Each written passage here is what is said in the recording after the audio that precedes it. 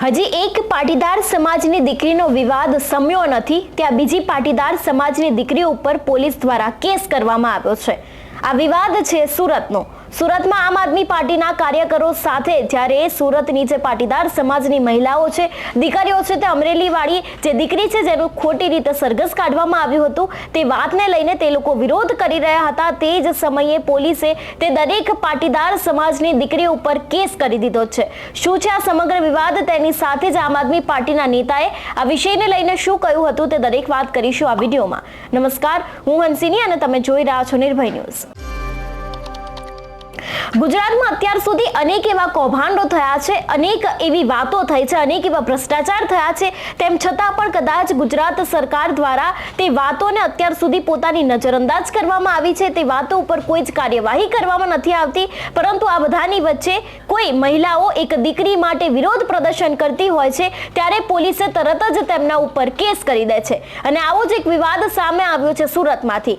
આ વાત છે અમરેલીની જે પાટીદાર સમાજની દીકરીનું સરઘસ કાઢવામાં આવ્યું હતું તે સરઘસને લઈને અત્યારે હાલ ગુજરાતમાં અનેક એવા સમાજના લોકો છે જે લાલઘુમ થયા છે, સાધુ સંતો પણ લાલઘુમ થયા છે। આ બધાની વચ્ચે સુરતમાં જ્યારે આ દીકરીને લઈને વિરોધ પ્રદર્શન ચાલી રહ્યો હતો સરકારનું, તે જ સમયે સુરતની અનેક પાટીદાર મહિલાઓ છે તેના ઉપર પોલીસ દ્વારા કેસ કરવામાં આવ્યો છે।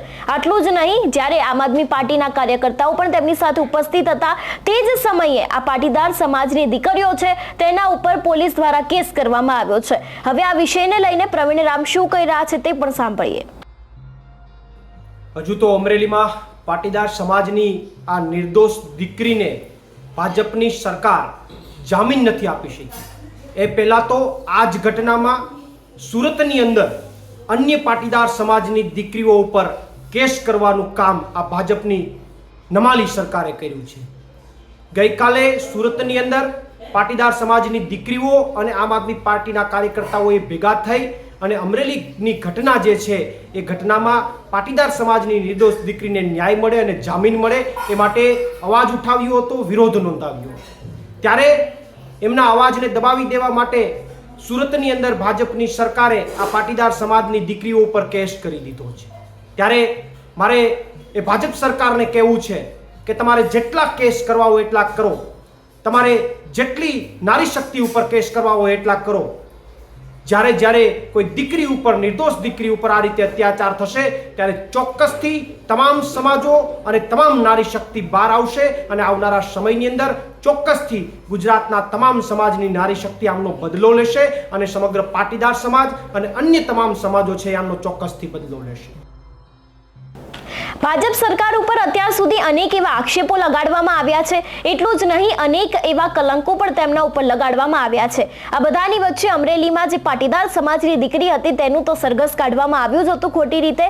હવે બીજી એક વાર સુરતમાં પાટીદાર સમાજની દીકરીઓ ઉપર ખોટી રીતે કેસ કરવામાં આવ્યો છે, કારણ કે તે પાટીદાર સમાજની જે અમરેલીની જે દીકરી છે તેના ઉપર વિરોધ પ્રદર્શન કરી રહ્યા હતા। તે જ મામલે સુરતમાં પોલીસ દ્વારા તે દરેક પાટીદાર સમાજની દીકરીઓ ઉપર કેસ કરવામાં આવ્યો છે।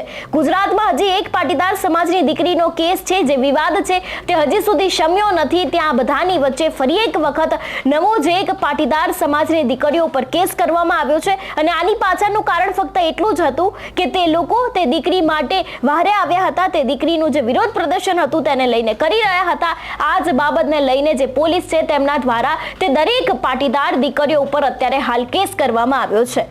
આના ઉપરથી આની પહેલા પણ સૌ કોઈના મનમાં એક જ સવાલ હતો કે જે વાતના તમારે વરઘોડા કાઢવાના હોય છે, જે કૌભાંડના તમારે સરઘસ કાઢવાના હોય છે, તમે તેના સરઘસ કાઢતા નથી, પરંતુ તમને જે એક નાનકડો વિવાદ હતો તેના તમે રિકન્સ્ટ્રક્શન કરો છો, તેના તમે વરઘોડા અને સરઘસ કાઢો છો। આ કેટલું યોગ્ય છે, કેટલું અયોગ્ય છે તે તો લોકોને ખબર જ છે, પરંતુ હવે આ બધાની વચ્ચે સુરતમાં જે પાટીદાર સમાજની બીજી દીકરીઓ ઉપર કેસ કરવામાં આવ્યો છે તે વાતને પણ અત્યારે હાલ અનેક એવા લોકો છે તેને વખોડી રહ્યા છે।